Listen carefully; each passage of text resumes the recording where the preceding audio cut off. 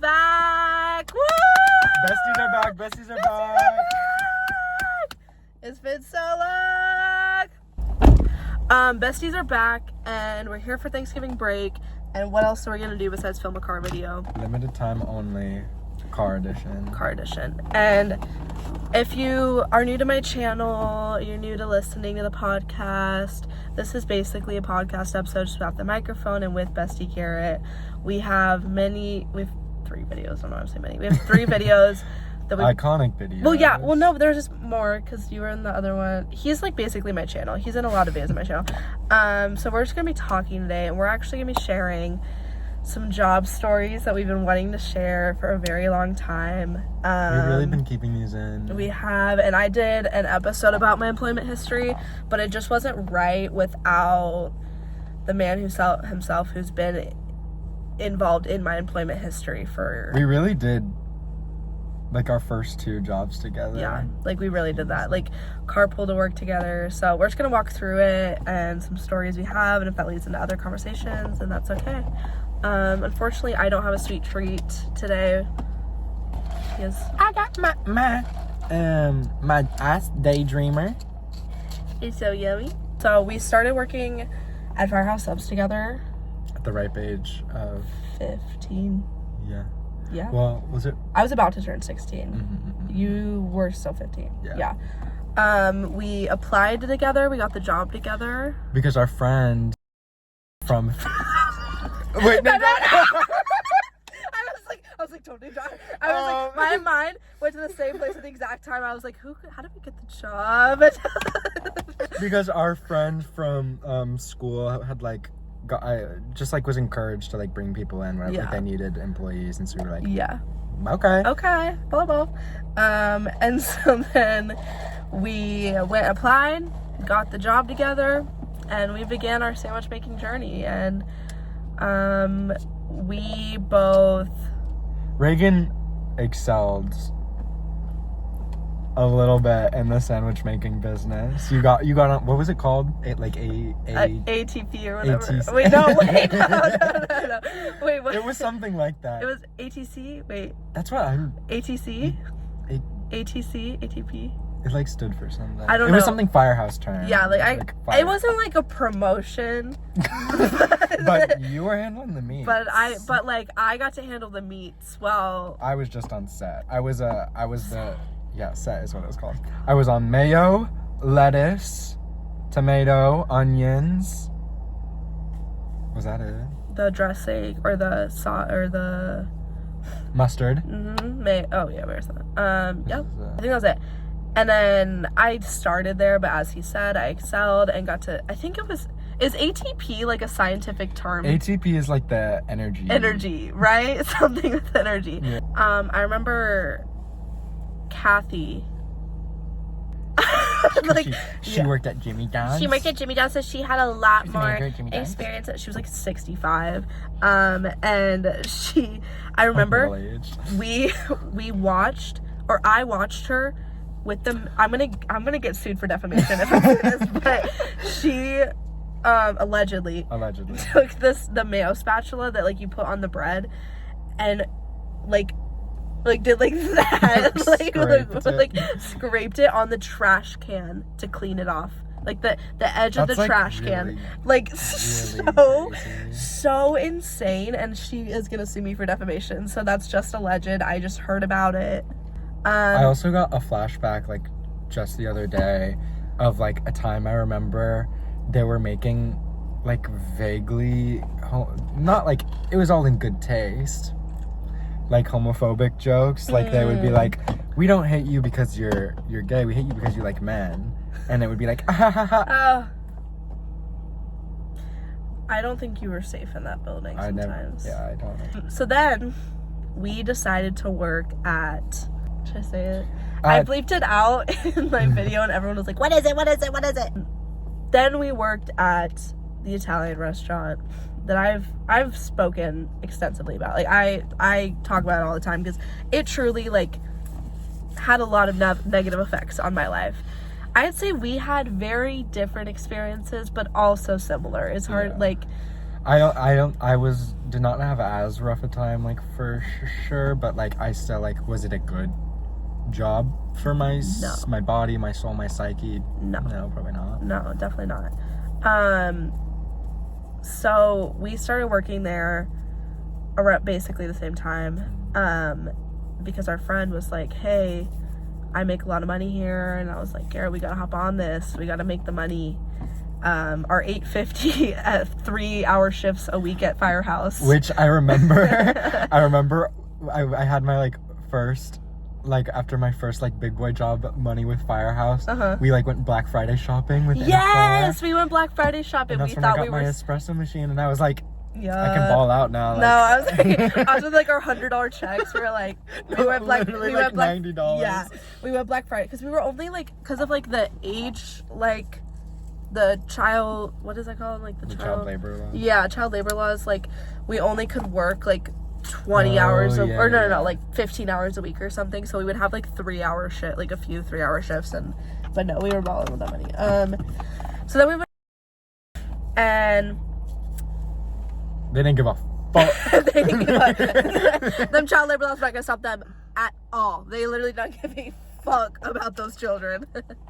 Fuck them kids, bro. Like, they did not care. I remember, like, they, like, the only times where I genuinely mean this from the bottom of my heart when I say this, and this is, like, really awful and dark.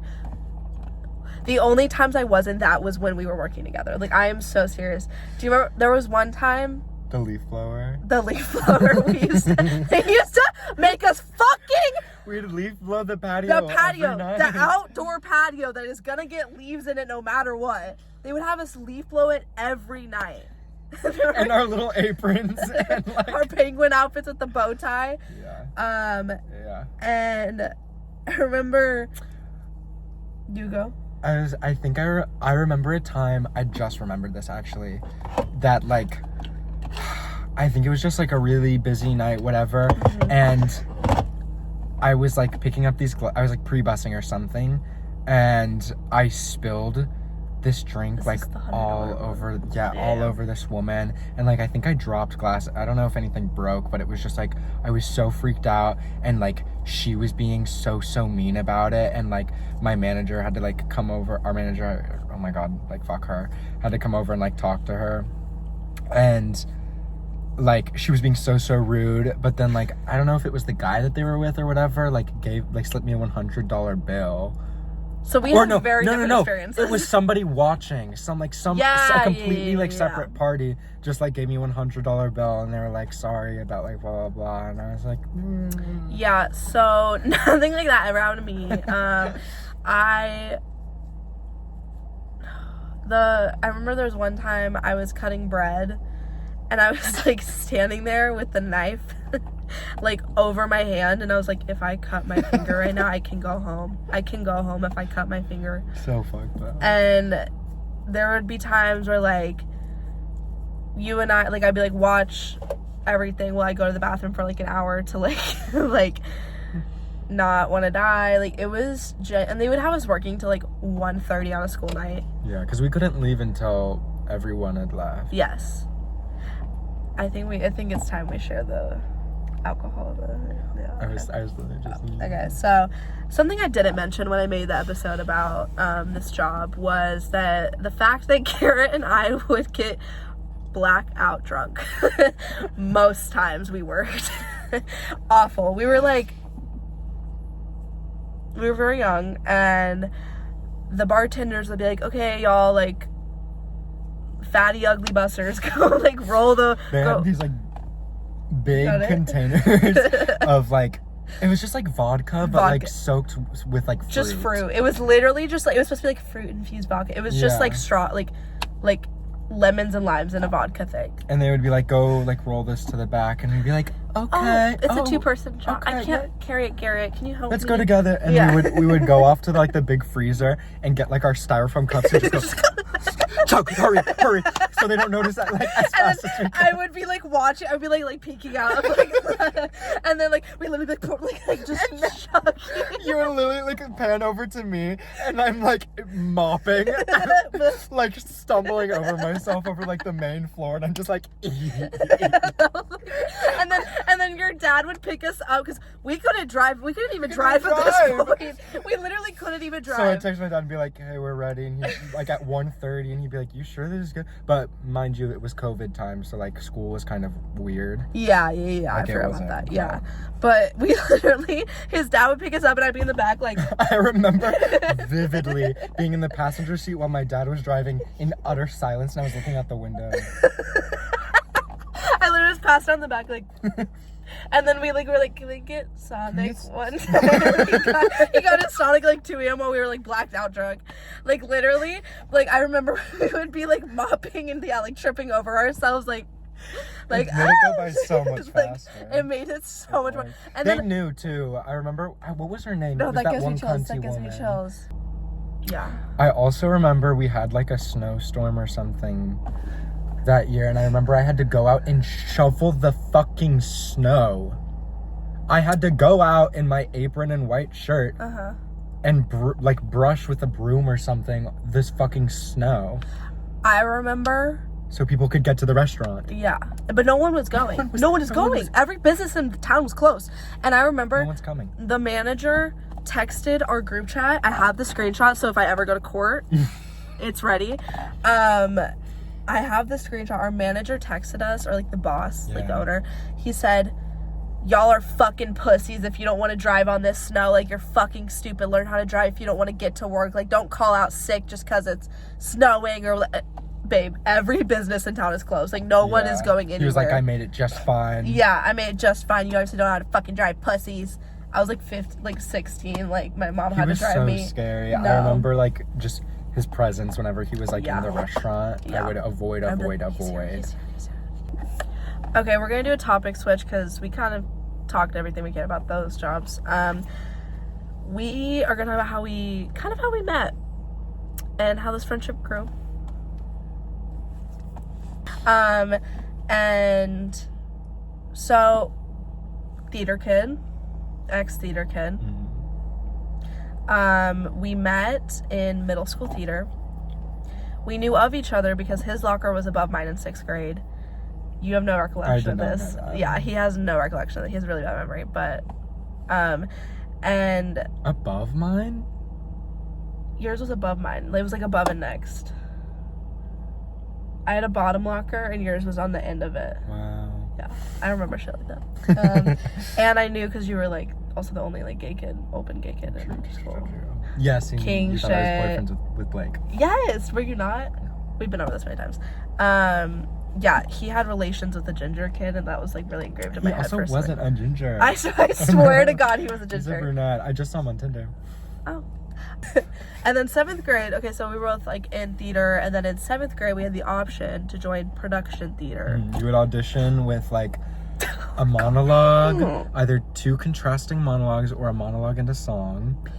I knew that. What did you audition with? I auditioned with some bullshit like I looked up like minute-long monologues on Safari or whatever, and I did one. I don't even remember what it was, but I talked about Nietzsche. What? He's like some philosopher. Oh, okay. Or like something like that. Okay. And then I did 2 monologues for 7th grade, but for 8th grade, I did a monologue in City of Stars from La La Land. Yes, I did. Oh, yes, you did. I remember singing that in front of Miss King. Yep. And guess what I sung? What did you sing? Part of Your World. I sang that in front of Miss King. Oh my God. I want to be. Like, and by the way, he can like sing. Shut up. I know you're gonna do your thing. He actually can sing. You're not a musical theater kid, but you can sing. He has abilities to sing. Tune. I, however, have not a single bit of musical ability at all. Anyways, so we both auditioned for 7th grade theater. I think our timing was perfect for a friendship because I had just lost a lot of my friends and, you know, joined production theater. I knew Sydney, obviously. Because I remember we had to do, during the summer, it was like after orientation or not orientation, but like a walkthrough. We all sat in a circle. Yes. We sat in a circle and we would read our like UIL play, which is like Texas does like a huge like competition thing for their theater schools, like middle school and high school. And like, they're always about the Holocaust. They're always middle about the Holocaust. It's either Holocaust, orphans, or orphaned Holocaust. Orphans in the Holocaust. Like, it is literally, there's like, if you go to a UIL like competition, like there, you know, there's like all these schools from different districts and stuff like that. 80% of them are about the Holocaust or war or like really heavy topics. The one that we read for in 7th grade was called Women in War. Yes. That was 7th grade. That wasn't the UIL one though. Oh, yes, it was. The bomb one. Yes. We did a play about a kid who was strapped to a bomb for the whole play. He was on like a ticking bomb. And so he just sat there and you would watch it was low-key cool, like a cool event. Cool. Visually, it's cool. And like you would watch like his memories and shit play out like behind him while he was just there on stage, like sitting on a bomb. But we weren't like good a 13-year-old, like just sitting like, yeah, when I was in war, like shit like that. We weren't good enough to be in that. So while they competed, we were in a separate show called Women in War, which was a series of monologues and like duet scenes of like people just like talking to the audience about war. Even though we were all 12. Literally 13. And literally, like, I hadn't even got my period yet. And I was talking about the ramifications of having a husband at war and how it's really disheartening. I died at some point and probably I would walk off stage. Like, I imagine, like, lights fade to black and you just, like, walk off and that was, like, symbolizing you died. Like, and so, yeah, so we, like, joined theater. We started to become friends, obviously. And, you know, because watching UIL plays, though, when you're not in one is so fun. Like, we just sat and goofed off in the audience the entire time. Oh my god. The one time, me and Reagan, I don't know what you're gonna say. It was when we started laughing. It was us, right? We got in trouble. Yes. We were laughing so hard during one of the shows. I wish I could remember at what, but we could not stop laughing. Oh my god, and our director was right behind us and she was like, you guys need to cut it out or leave. I forgot about that. Yeah, she definitely came up like in between. Yeah, oh my god, I have chills. I remember 8th grade UIL, because we'll talk about how we got to be the shit, okay? we made our way, we worked our way up. We were Miss King's favorites. Yeah, we were kind of at the top of the board. But when we did 8th grade UIL, we actually were in the show. He was like the lead character in the show, and I was a character. Hello, Goneril. Goneril. Where's some noise for Goneril? All you people in the back make some noise for Goneril. And your sister, Reagan. Reagan. Yeah, we did, in 8th grade, we did a show called Cinderella Waltz. Yes, we did. Yes, I know, that's fucking That was right. honestly like my peak of performing. It's been down from there. I have his audition video in my Google Drive. No, you don't. Yes, I do. We've had this same discussion, and then we were like, we need to watch it, and then we don't watch it. I don't think I could process. Yeah. Wait, no, because I remember it. It's the one where I'm going, stupid. He played the village idiot, but he was like the main character, and he literally had to go, stupid. Oh my god, we took a trip to Six Flags. Yes. Halloween Fest. And that's when I peed myself on the ride. Do you want to take over the... No lead-in whatsoever. Well, I wasn't going to talk about that one, but that just came to mind. So I was like, that's when did I pee myself? I mean... You were there. You were a witness. I was next. I felt it. Yeah. You literally got peed on by me. We were on like the big. Is it called the Texas Giant? Yeah, we're on the Texas Giant. It's a big swingy one. It swings in a circle. And do you not like any roller coasters or just heights? No, I love roller coasters. I hate heights, and the swinging literally is my biggest nightmare. Yeah, I hate heights. She was screaming, and I was laughing so hard, and the next thing I know, she was peeing her pants. And literally pee was falling down the ride as we were going, and I was screaming at the top of my lungs more than I've ever screamed. It was really bad. So the musicals we did in theater were Willy Wonka and Aladdin. In Willy Wonka, he played Veruca Salt's dad, Mr. Salt. I tried out for Veruca didn't make it. I actually was a squirrel. And a candy store kid. The Candyman can. The Candyman can. And yeah, honestly, like, Willy Wonka ate down. It did. Okay. Aladdin?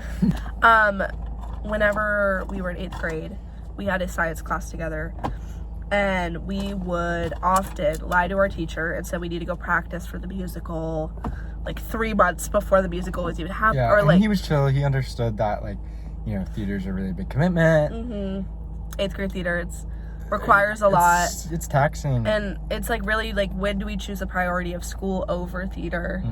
Where do we put these priorities on our list? And it's just like, he knew it was a lot to juggle. Yeah, so he would let us go off and skip class to go sit in the theater room and poop and fart. So, yeah. And one year, we had, like, there was a new art teacher or something, and she became, like, our assistant, like, our technical director, basically. Oh, yeah. And I remember at the beginning of our second, like, UIL production, she had this whole slideshow of all of the fun, like, the, like, look of the show, and she would show, like, these prosthetics that we were gonna have, and, like, these concepts, and I literally remember, like, calling her out on her shit, like, at there, I was like, there's no fucking way we're gonna do this, like, this is we're in 8th grade. And then we didn't get our dresses until the night of the performance, and they were and like... the ensemble, mind you, were trees on ladders in the back. Yeah, in full black, like, literally, Diary of a Wimpy Kid, like they literally doing this for 40 minutes. Like, I feel no wonder they hated us. Everyone in ensemble hated us, like the squad, because we were like, because we were the favorites. We were the favorites. Miss King favored us. Yeah, and because we were good and we were talented, and they literally would stand like. Well, I was like, Reagan did it, Rosie did it. I'd be pissed. They hated us. But we really just got away with whatever we wanted. We were just, like, menaces, honestly. And then we both did theater in 9th grade. You can't gloss over Aladdin. Okay, I'm sorry. We played Aladdin's best mates, Babcock, Omar, and Kasim. Were you Kasim? I was Omar. Omar. Babcock, Omar, Aladdin, Kasim. And obviously it's still stuck with us. Yeah. She? I think Kasim's a girl. Really? Yes. Like, in at least the soundtrack, it's a woman. Come on. Okay. Okay, you can drag. No, yeah. So we were white, like, mostly white cast in Aladdin Jr., except the two. Aladdin and Jasmine were Middle Eastern, so, yes. You know, representation. Come on. But we did wear turbans. Yeah. And you know what? I never saw a problem with it at the time. At the time, I thought nothing of it. And, like, that's actually insane. We did wear turbans. And there was this... and we're barefoot. During our big number, our big hype number of the, like, squad. That I choreographed. I'm just gonna let that sit in this space for a second. We need to hold space. Let's hold space for that. We're gonna hold space. We had this moment in which we would come from the stage into the audience. No! I can't think of it! It was an immersive... It was an immersive, interactive, and we would go in for, like, a good 30 seconds and go, come on! Come on! Woo! The audience would clap, and they would go. And then we'd go back on stage, and I think every single night but one, my mic would, like, fall out of my pant pocket. And I wasn't mic'd because I can't sing, so I literally, it would just be one voice, and we'd be like, Omar, Aladdin, Kasim. No, literally, we would run at the audience like, yeah! Woo! Dead silence. Just not, like, literally not once did any audience member clap. Like, we ran around the whole cafeteria like, yeah! Prior to our casting, though, me and Reagan both auditioned for the same role of Genie. I forgot you auditioned for Genie. Yeah, we both, because remember, Miss King pulled us aside and we're like, you both did, like, so well. would you be comfortable with Jack? The sixth You both grader, did so great. who the sixth graders were not allowed to be in production theater, but he was a special case because he's a little child star. Prodigy. Yeah, from LA or some shit. Yeah. And so, yeah, she was like, y'all did great. Would you be okay with someone else doing it? And I'll let you choose of the Babcock Omar Kasim. Yeah. Oh my God, I forgot about that. Yeah. See, with my audition, like, I obviously had to go for the dancing aspect, like, really prove my skills in the dancing department. If there was a video of my audition, I would have to, like, there are, oh my God, like, I can't sing, and I had to sing in front of the whole class, but I did, like, a talking singing method, because I, like, can't do it, and yeah, bad. And I also I was the lead choreographer for both musicals we did. Well, Sydney and I co-captained it, and then, for anyone who doesn't know Sydney, our best friend, that's why I'm just thinking of the audience thing. It's like the worst thing in the entire world, actually. Woo! And the thing is, we could have, after night one, been like, okay, scratch that. That didn't do well. Let's change it. But we're like, no, like, tonight, like, they're gonna get into the performance. There's also one night that there was a tornado, like, warning quite literally. Between Act 1 and 2, we just halt the show, gather everyone into a room, and just sit in that. Yes.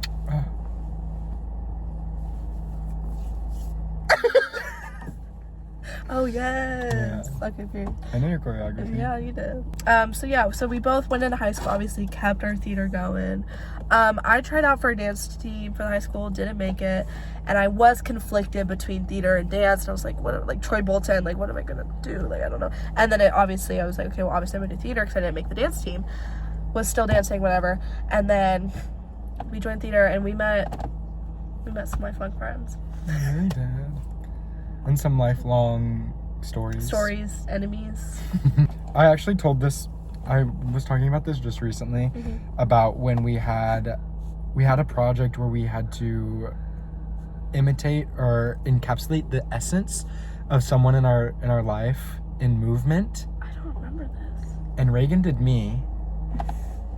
I don't remember this. And you went up on stage and you got in my little ball that I sit in, and you, like, ran your hands across the table, because I would do that a lot in class. Like, I would just, like, unconsciously like wipe my arms on, like, the table, and everyone immediately knew that it was me. And I was talking about that because I never felt so perceived in my life. You did it, like, last minute too. You were like, I don't know, I'm just gonna do Garrett. I genuinely do not remember that at all. That's crazy. You had to like imitate that person in like a moment of their life. Like, I did my brother, and I just did him, like, getting ready for school or something. Yeah. We had to perform, like, different, like, monologues or little duet scenes for the class and stuff like that. It was such a fun class. So really fun. Honestly, if I could go back to that class, like, in that moment in time, like, that, it was so much fun. And it was so fun getting to, like, watch from a distance, like, all of the, like, older theater kids who, like, were, like, top dogs in it, and then he went on to be one of those.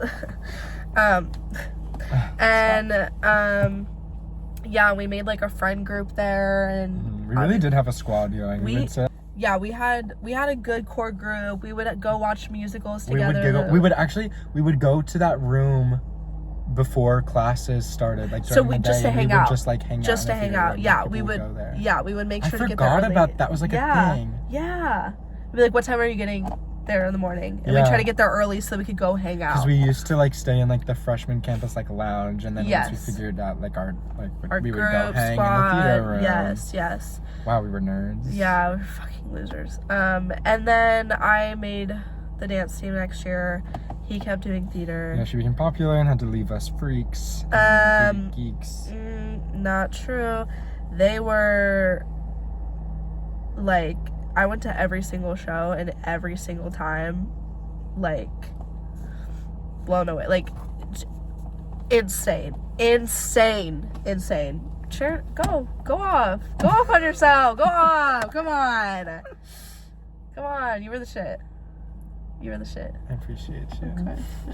And then he is still a theater kid. Yeah, now I'm doing it in school. He goes to DePaul. In Chicago? DePaul. I go to the theater school at the DePaul University. In the country. And yeah, so theater kidism, it like really is always... It brings people together. It does, like... It creates lifelong friendships. I cannot even explain how badly I wish I could, like, just pursue being a theater kid. Here's the thing. I was never horrible. No. But no. No. No, genuinely. Yeah, but, you know, it just wasn't my path. But I always think that this is like, good analogy. Parallel lines. Parallel lines. You know, They never intersect. Never intersect, but we're right next to each other. We're so close, so we're on similar paths, but they don't cross over, but very similar paths, you know. And I get to take some of the theater kid stuff that I have. I mean, you know what? It's like I always wonder where I would be now if I just had kept that going. And we'll never know, but I get to live vicariously through this guy right here.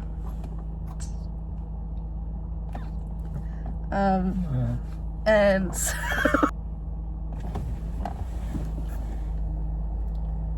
thumbnail. You're gay?